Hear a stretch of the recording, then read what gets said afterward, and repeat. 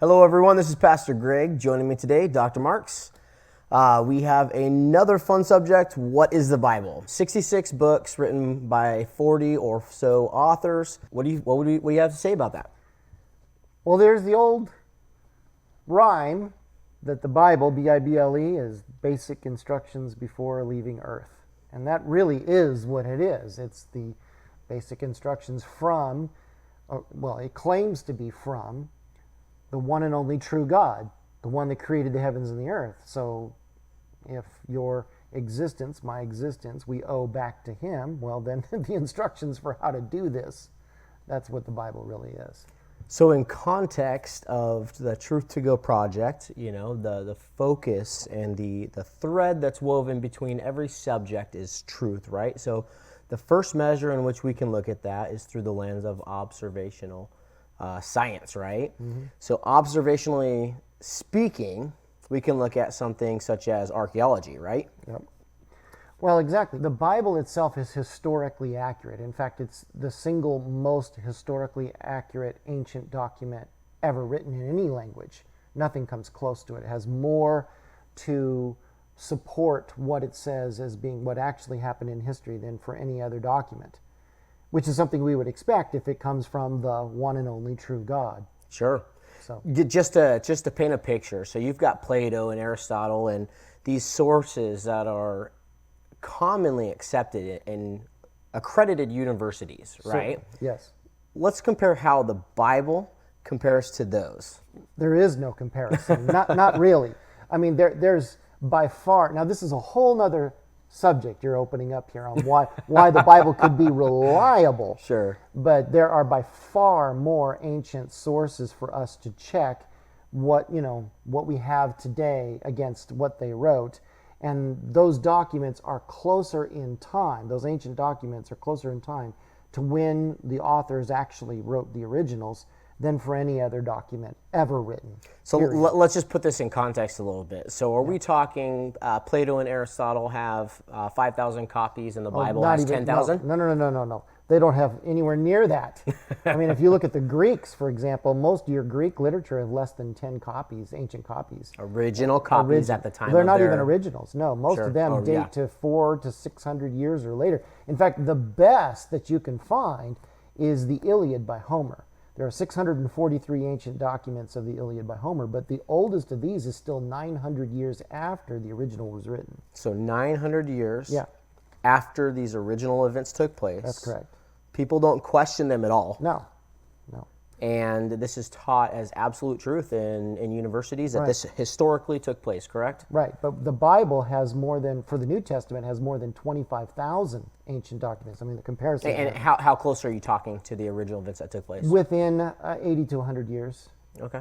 So this is something that if this was a falsehood or deception movement that was taking place, there would have been some real resistance to this. And there would be evidence of that. There would be counter arguments that had been written at that same time period, but you don't find those.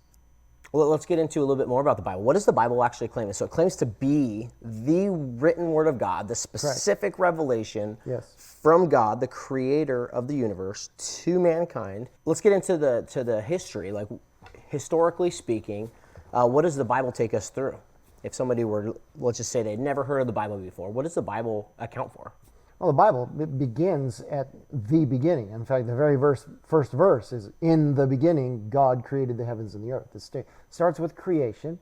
And the creation account, as we've talked about in other videos, is well confirmed by science. We know from a scientific point of view, the evidence all points to the fact that everything had a beginning.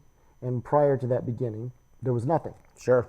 But since nothing can't do anything, there must be an eternal source from which everything else comes from. So it lines up what with forensic science points to. Exactly. It lines up with archaeology. It lines up. In regards to a general overview of the Bible, correct me if I'm wrong, but you start off with the creation, right? You go through the Exodus, which is basically in the second book, well, technically in the first book of the Bible, God basically picks people, and these people are the Israelites, right?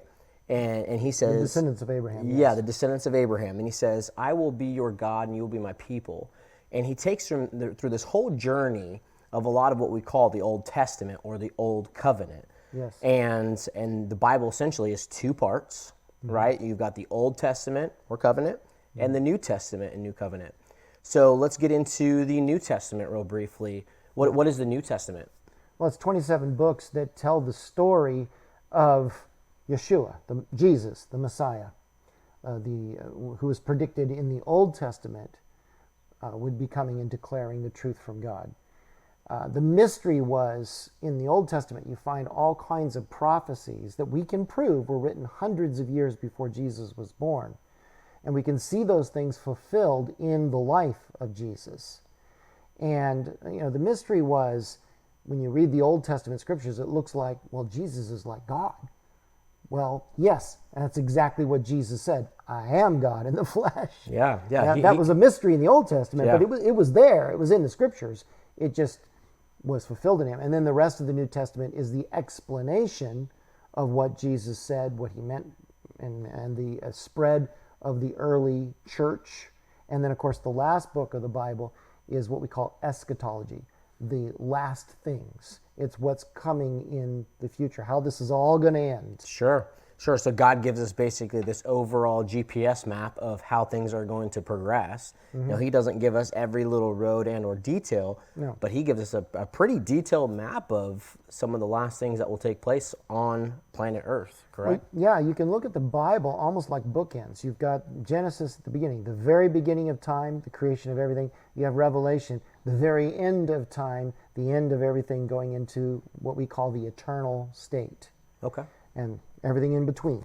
Yeah. So let me ask you this. So if this is somebody hearing this for the very first time, does all the history and all the old stuff have anything to do with them today? Absolutely. I've preached a fair number of sermons on this. Human nature does not change. Human nature is exactly the same since Adam was created all the way until now. So if you want to understand how God relates to people, how people relate to one another, how they can do dumb things and get it fixed, how they can do dumb things and not get it fixed, you can learn from these things. So yes, the history is very, very, very relevant. You got to take it slow. Sure. I'm gonna warn people on that because the Bible is lengthy. It's 1,189 chapters in 66 books. It can take some time to get through that. And it's interesting when I think of the New Testament. Also, Hebrews chapter 1 says, in the past days, God spoke through the prophets. And in these latter days, he spoke through his son, right? Exactly. And so for a new person just starting off their faith journey, if they were interested in the teachings and of Jesus Christ, the New Testament would probably be the first place to start. Would you agree with that? Yes, and a lot of people who say, I'm going to read the Bible, they'll jump in at Genesis, and they can kind of get bogged down when they get to the book of Leviticus or Numbers. Sure. They can get kind some of of the law, down. yeah. Yeah, they can get really bogged down in that. And I'm not saying to skip over that necessarily. Sure. But recognize the fact that since there are 66 books, you can start at different places. A new person, somebody who's brand new, I might recommend starting probably in the New Testament, and I would start maybe with the book of John, if you really want to understand what Jesus was saying. It's where he claims to be the Son of God, right? Precisely. Yeah. If you're in a hurry, read the book of Mark. It's really Sure. fast. And if you are going to do Old Testament, you might want to start with some of the more poetic books like Psalms. It's common. Okay. It's kind of helpful to understand. The Psalms and Proverbs are really prominent in devotion, so they're going to that's be one like thing. a today application. Yeah. If somebody's interested in the writings of Jesus Christ, or not just the writings, but the teachings of Jesus Christ, the New Testament specifically, and the four Gospels really are going to hit it in a nutshell, who Jesus claimed to be. Yep, the word gospel means news or good news, and so you got four versions of the same story, but it kind of gives you a different take on it. Sure. Yeah, and this will be a separate video too, is talking about the four different perspectives that come from the four Gospels, Matthew, Mark, Luke, and John. That alone is a fascinating study, right? They show Jesus from a different angle in how they account for his life. So we hope you guys got a lot out of this video today. The Bible, 66 books written by over 40 authors.